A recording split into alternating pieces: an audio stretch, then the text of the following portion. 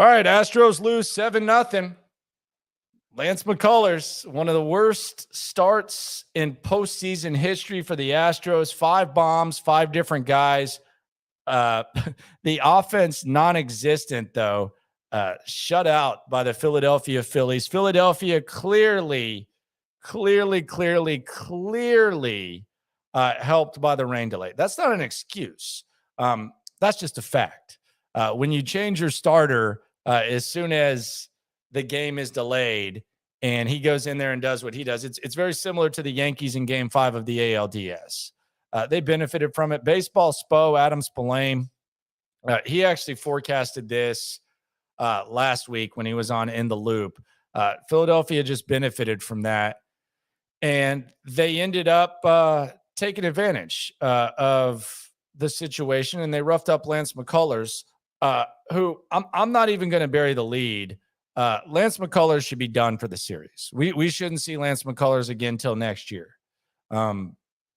Game 2, Game 3, whatever it is of the 2023 season, that's the next time we should see Lance McCullers on the mound. You get touched up like that, you don't need to be out there in a Game 7. And look, if Dusty Baker wants to do that, go ahead. You got a hell of a lot more on the line than my dumbass.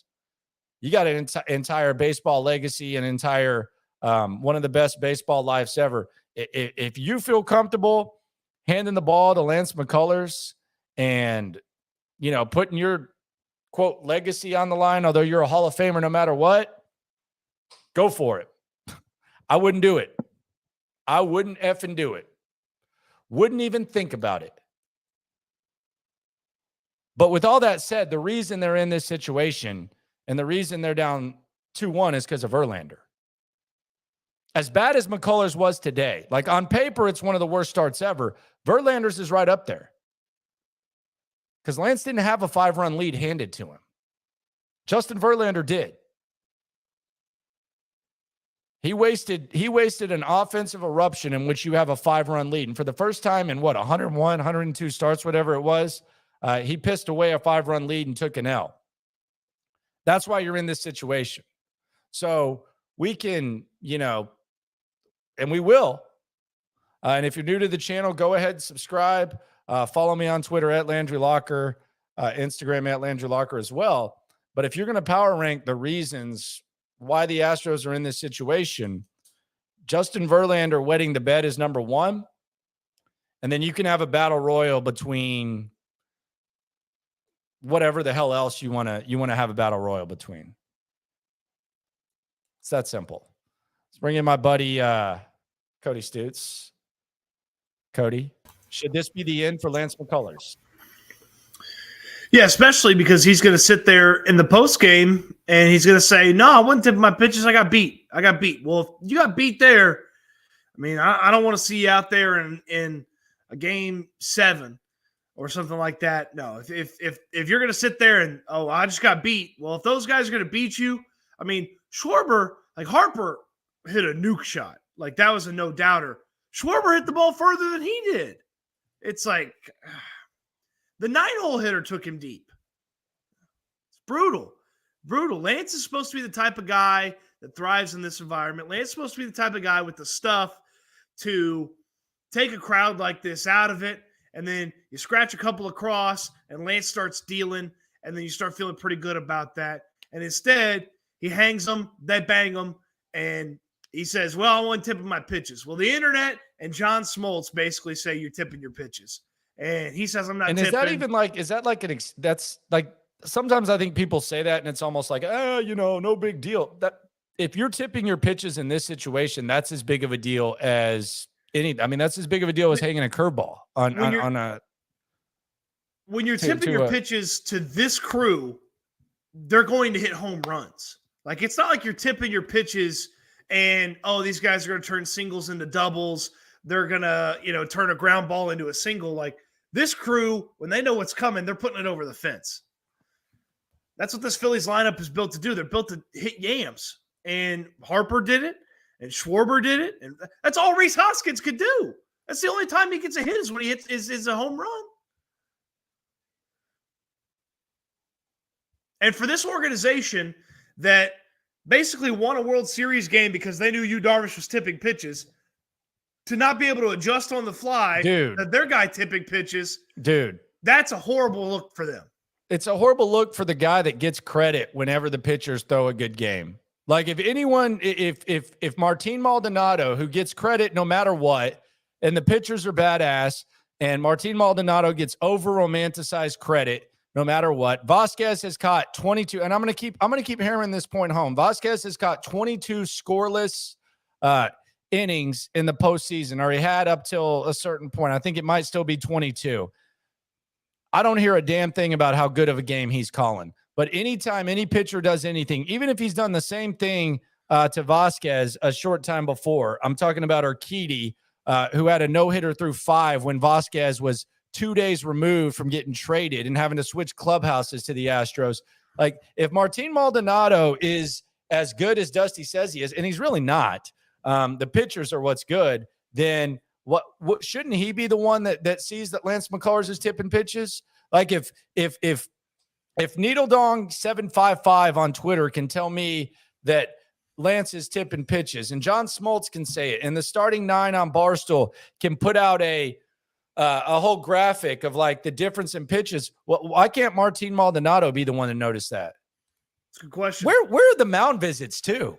Like, where is Martin Maldonado walking out there and talking to him a little bit? Or the Are we just gotten to where, like, because I didn't see it with coach Verlander, or Dusty. at all. Like, this guy's supposed to be some mastermind. He's really just someone who sits behind the plate and gets credit. And by the way, if you look at the advanced stats for framing, Martin Maldonado's not that good at framing pitches. He's good at showing up the umpire to where he holds it out there for about an extra 9 seconds, and that might be why they get squeezed every once in a while. But I always have to hear, and I heard it in game 2.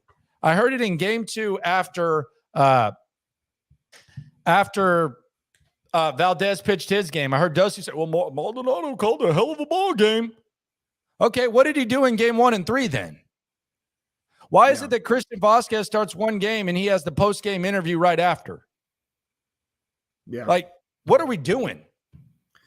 Yeah, it's just that was a really poor start by Lance McCullers. And I know they didn't want to make excuses. I know that Lance doesn't want to go up there and say, yeah, I was tipping my stuff and that's why they got to me. But I think it's worse to go up there and say, yeah, I just didn't have it. They beat me and I wasn't very good. Well, if that's the case, then when Brandon Marsh hits a screaming single down the right field line, how's Dusty Baker not going out there? 4-0, you feel like you can come back. 4-0, that's one of those situations where you're like, all right, all we need is a couple of innings with a bloop and a blast, and we're right there, and it's 4-4. But once it gets to 6-0, because Kyle Schwarber hit it into another dimension, you're playing for game 4 at that point. That was terrible by Dusty. The first sign of trouble. Yeah, I get it. Lance had 2 scoreless innings. He'd settled down. Great. First sign of trouble with the top of the lineup coming up. Dusty's got to wake up and get out of the dugout and go get somebody else on the mound. Well, the other thing is this, like, and a lot of people have brought this up, and appreciate the comments. Keep them going, whether you agree or disagree. That's what we're here for. They didn't score a run, man. Yeah. Like, that's why the Verlander, like, they didn't score a run. So the bats, Yordan Alvarez, he's kind of disappeared. Altuve's disappeared. The bats, they're disappearing, just like they did last year, really, against the Braves. They disappeared. So the pitching's easy to talk about, especially when he's giving up 5 bombs, but you're not going to score a run. You're not going to win any baseball games. I know that's like some really deep stuff, but you're not going to win any ball games scoring 0 runs. Yeah, I mean, famously, an old baseball saying is you're never going to lose a shutout. Well, the Phillies threw a shutout tonight. Credit to Ranger Suarez. He looked like he was on it. It doesn't hurt when he sees swing and out in the first 2 pitches he throws in the game. And you think that guy was dialed up and dialed in once he got 2 outs on 2 pitches to start the game. I'm not saying that these guys should take a few more or totally change their approach, but the ability to make a pitcher work, it's always felt like that Astros lineup has had that type of ability when it's been a really good lineup. And they just feel like at different points they did not make this guy work. And yeah, I get it. Okay, yeah, Chaz gets a couple strikes called on him that maybe weren't strikes. Well, that's one at bat. What happens to all the other ones? I mean, Maldonado strikes out looking. Jose Altuve with runners on later pops out on a jam shot on a pitch that he should never be swinging at. Like, yeah, look, it starts with the pitching. The pitching fails you. That's the strength. Like, that's the tough part, is the strength of this team is those guys on the mound and the ability to have that deep bullpen when a guy that doesn't give you the right start is out there. Well, Dusty didn't use the deep bullpen, and the guy that started didn't give you a good performance. And then that sort of folds on itself from a pressing standpoint at the plate. So let's look ahead. And I understand the backs are against the wall. So I'm not saying that this, but let's just pretend. Let's hypothetically pretend that the starting pitchers give you decent outings to where you don't have to burn anyone in the bullpen too bad. So let's say games 4 through 6 as expected. Right. So you have Javier, you have Verlander, and you have Fromber do their thing, and the series is tied 3-3, and there's a game 7. What are you doing? Because I'm not giving McCullers the ball.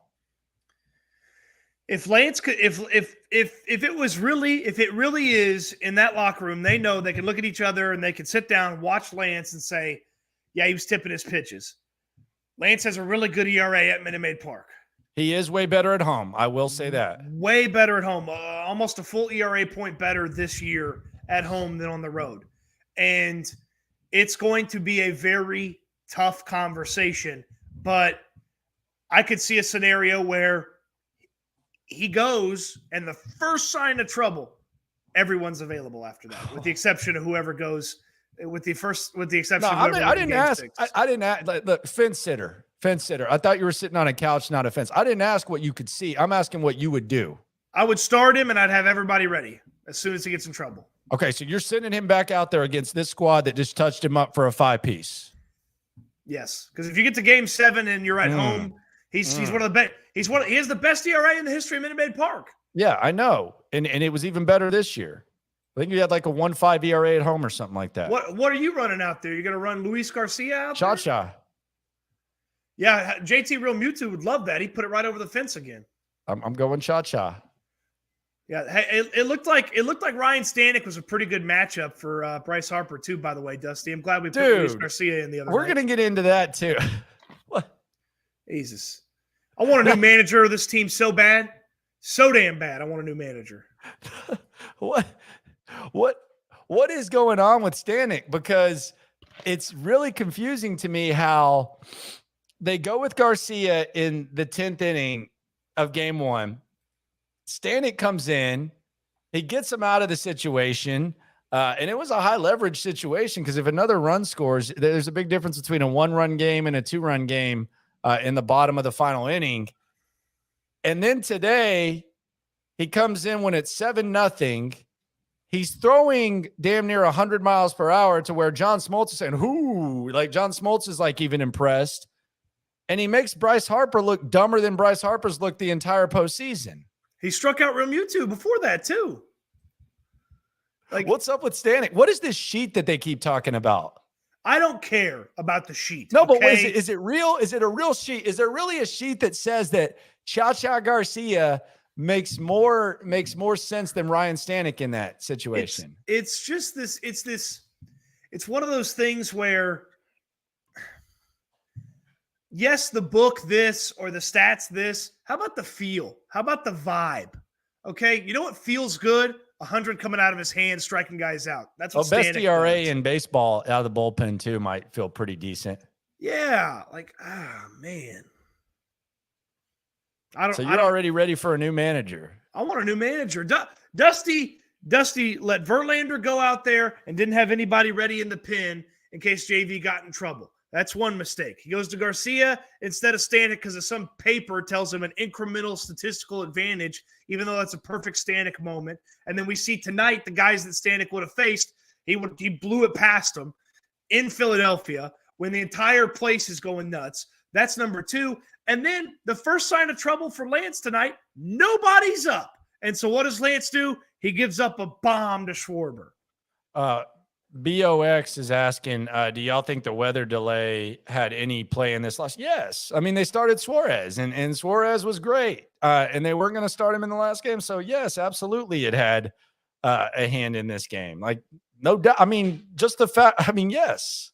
When you start someone completely different and he goes out there and throws a gem, yeah, I would say yes. That guy's cold, man. He was locked in, dialed in, and he hasn't given up more than a run in any of his starts in the postseason. And this is a team that saw him 4 weeks ago, and put 6 on him in 3 innings of work. And he looked so totally in control out there against anybody and everybody. How does Dusty not have guys ready to go? Like, it seems like I've been watching postseason baseball for a long ass time. Like, there are times where guys warm up and then they just sit their ass down for like 4 more innings, but you just get them up early. I don't know how he doesn't have guys ready for the first sign of trouble. Yes, I know Lance Whitten got 1, 2, 3 innings out there, but they're clearly seeing him. It's the bottom part of the lineup. And when Brandon Marsh, the Geico caveman himself, rockets one off the bat down the right field line, you shouldn't let him face Kyle Schwarber. And then he gave up the bomb to Hoskins. 7-0. First pitcher ever to give up 5 home runs in the World Series game. What's your confidence level in Javier? I trust Javier more than McCullers. And I said this on Monday. You don't feel that way, do you? I trust Javier. The only person I trust more than Javier is Framber. I trust Presley and I trust Framber more than I trust Javier. That's it. I trust Christian Javier. I'd let him hold my baby out a window. I don't have a baby, but if I did, I'd let him hold it out a window. Michael Jackson get laid style. To do that, Stoots. I'm not worried about that. My girl's looking at me like I'm a slime ball for saying that. You know what she said during the game? What'd she say? She said, at least we have the Texans. Yeah, why don't she go watch some Oklahoma Sooner highlights? Thought it was a good joke. Go. Yeah, that's going to be real fun while I'm sitting there in the press box watching Verlander give up the Game 5. You think they're going to show the Astros in the press box? Well, I don't care what they show in the press box. I'm going to have it on my computer. Yeah. Okay.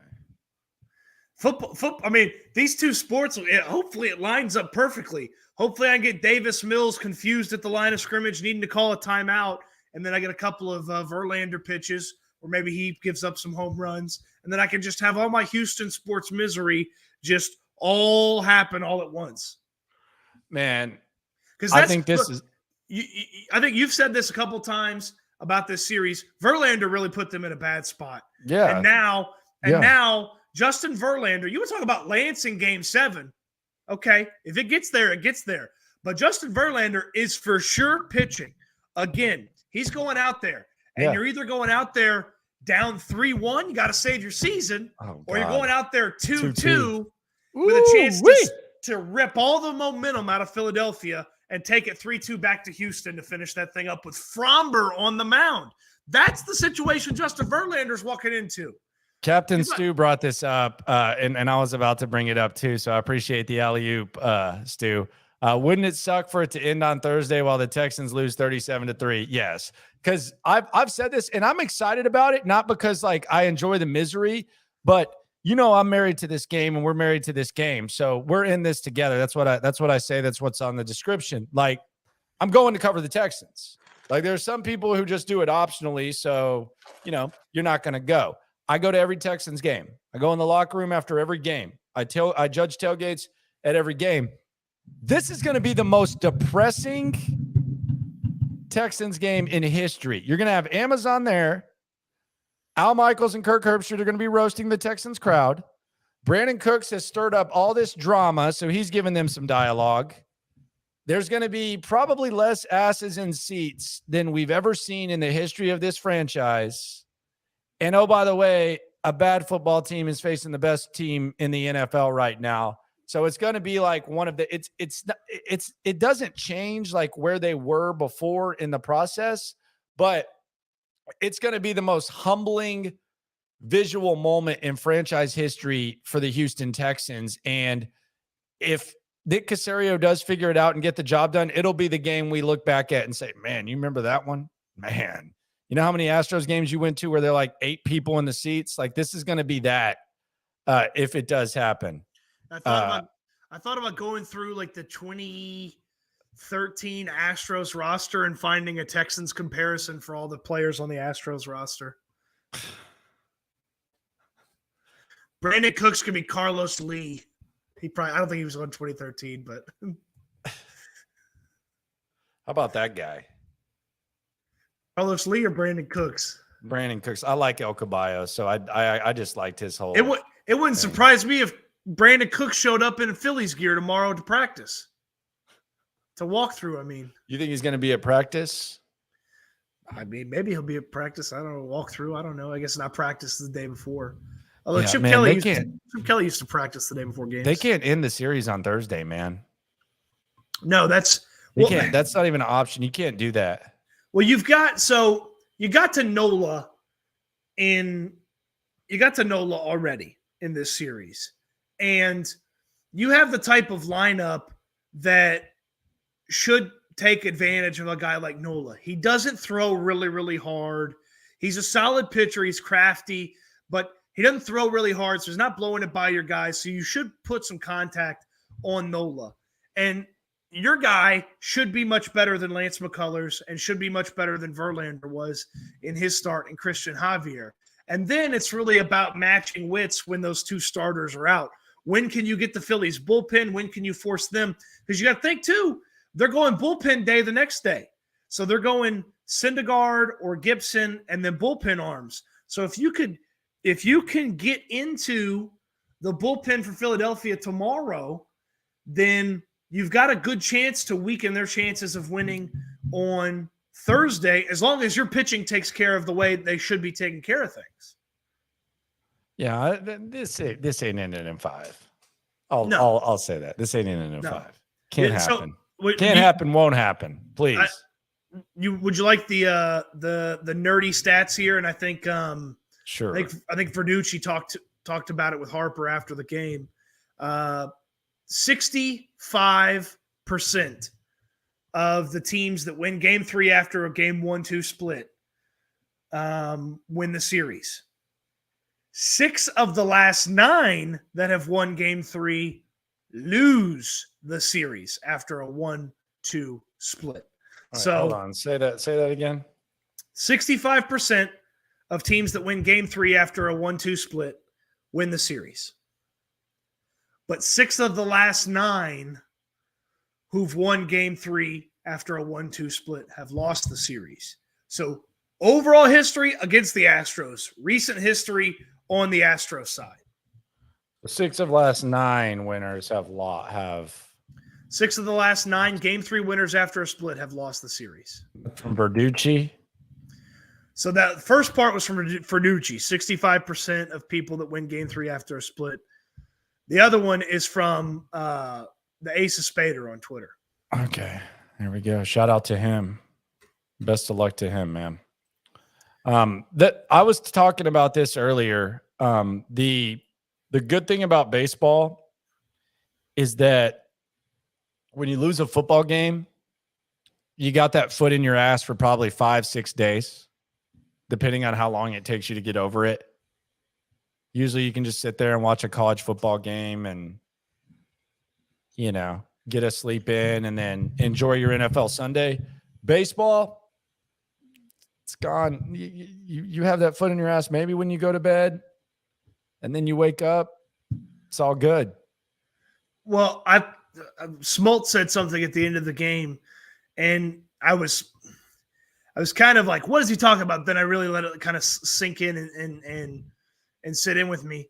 He said, if you're going to lose a game, lose it this way, where basically by the 6th, 7th inning, you've known this thing's done. You put it to bed, and you know that's not happening the next day. And he said you'd rather lose this way where you didn't have your best day at the plate, you didn't have your best pitching. He said it's a lot tougher to lose a really close game when you've played really well. The Astros played like crap tonight. They were awful at the plate. The starting pitching, stunk. It's easy to kind of put that one behind you and not lament the errors and the issues of Tuesday when you go right back at it on Wednesday. Yeah, and I mean, you didn't really kill a lot of your relievers or anything like that. We got to see Jose Urquidy. He threw a pitch, man. He's alive. He exists. So Jose Urquidy, the streak is over. 3 World Series wins in his career, and he just now in game number, what are we on now? 7, 8, 10? 10 of the postseason? Yeah, game number 10. We get a Jose Urquidy pitch. So there we go. He is alive. He is able. Maybe he should start game 7.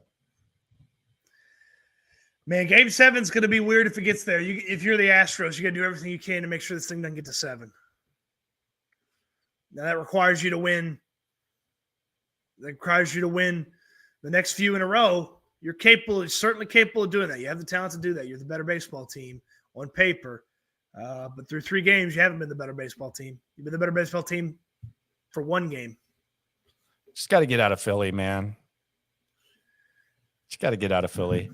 Yeah. Win 1. Just win 1. It's amazing how much better those guys all hit at home.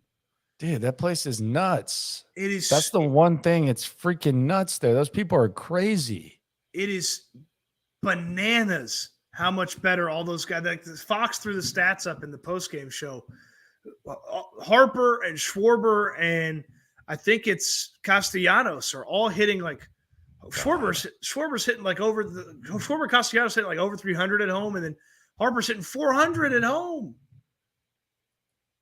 Harper, like that's the toughest part with Lance's outing. That's the hardest part about what Lance did today. Bryce Harper beats you, tip your cap. That guy's awesome. But when Alec Boehm and Brandon Marsh hit home runs off of you, that's really hard to stomach that because those guys shouldn't be hitting taters off of you. We had a Philly guy who wanted to preview this series, and he's like, yeah, Boehm had some power when he was coming up in the minors, but he's really a singles hitter now. Well, that singles hitter took that thing out of the yard. On to game 4, man. On to game 4. Javier's, it doesn't need to be, Yankee Stadium in May. I think that's when it happened. It doesn't need to be that, but damn, he's got to go out there and set that tone early. I just think it would be pretty hilarious if, we go 4 games through this, and I think there's a decent chance, but we go 4 games into this series, and let's say Javier goes out there and gets the job done. You're looking at the guys who kind of became a part of this thing in 2020.